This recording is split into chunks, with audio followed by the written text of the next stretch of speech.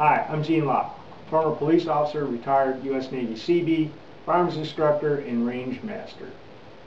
We've found that during the recent interest in carry concealed weapons, many people buy their weapons and really don't know how to maintain them or clean them. So what we're going to do today is go quickly through here and show you how to clean them. If you have any problems, please refer to your instructor's manual or contact your local gunsmith. With your tools, it's also very important that you use the proper size for your weapon. This particular brush is a 38 caliber. This little foam swab is also a 38 caliber. The bore snake is a 38 caliber. If you try putting too big of a bore brush in, it will probably get stuck. If you use one too small, it won't get the job done. What we're going to do today is clean a Model 60 Smith & Wesson.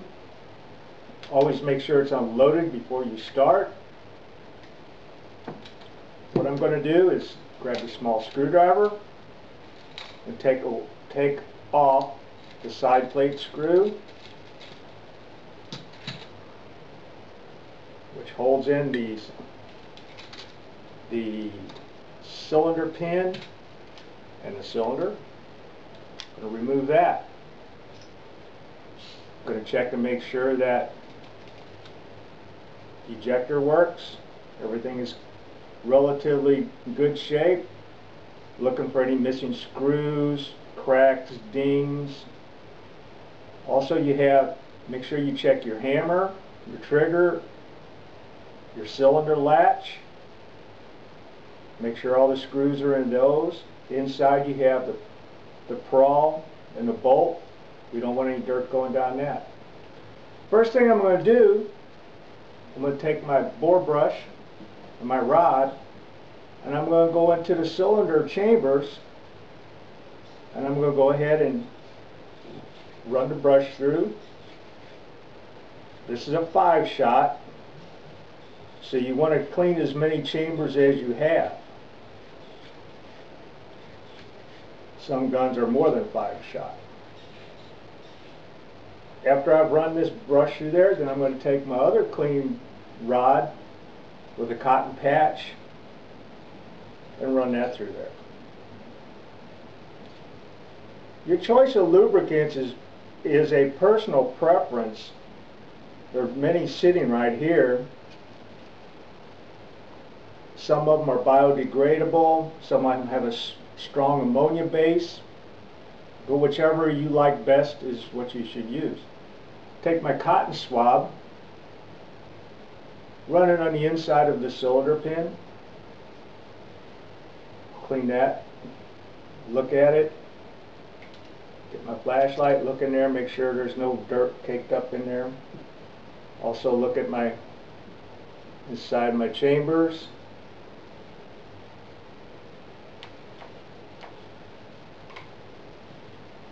What I'm going to do, I'm going to partially assemble this and just set it to the side.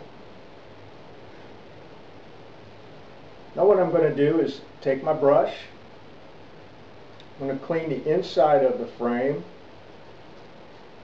You notice I have the barrel pointed down. I don't want to get a lot of gunk and dirt into the prowl area or down into the bolt area. I'll also take the same brush, run that through a few times.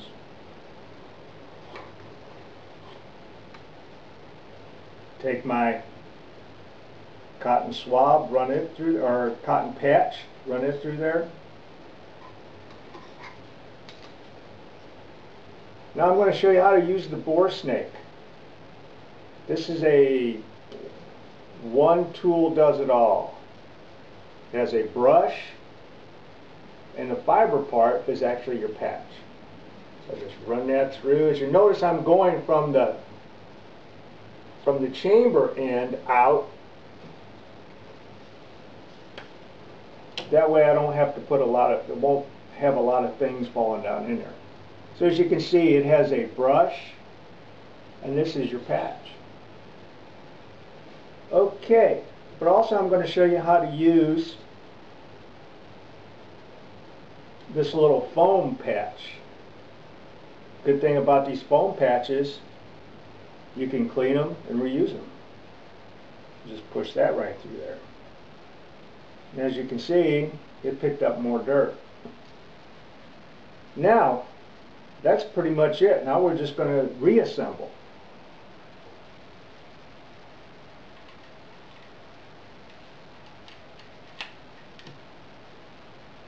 Put the screw back in there.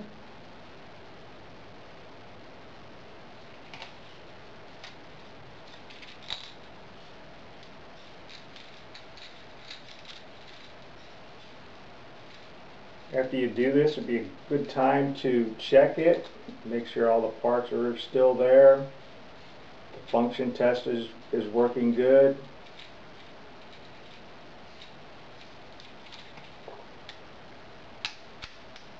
That works. Still open. Hammer cocks. What I'm going to do too, I'm going to wipe it down with a break-free wipe.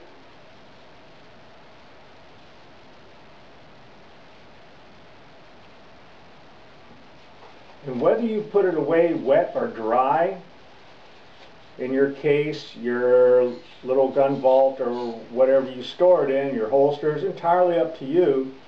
There's different schools of thought on whether you put it away wet or dry. So make sure that when you're done, you take your patches, you dispose of them properly. Any dirty tools you have, try to clean properly. Just don't throw them away where somebody could get a hold of them and maybe make themselves sick by playing with them. Always wear your safety glasses. You don't want solvents spraying in your eye or pieces of the brushes flying off and hit you in the eye.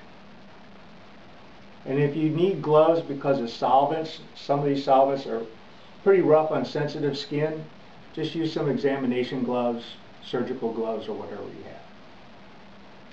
If you have any questions about your gun, whether it's missing parts, just not functioning properly, take it to your local gunsmith, and I'm sure he will be able to help you out and get you in the right direction.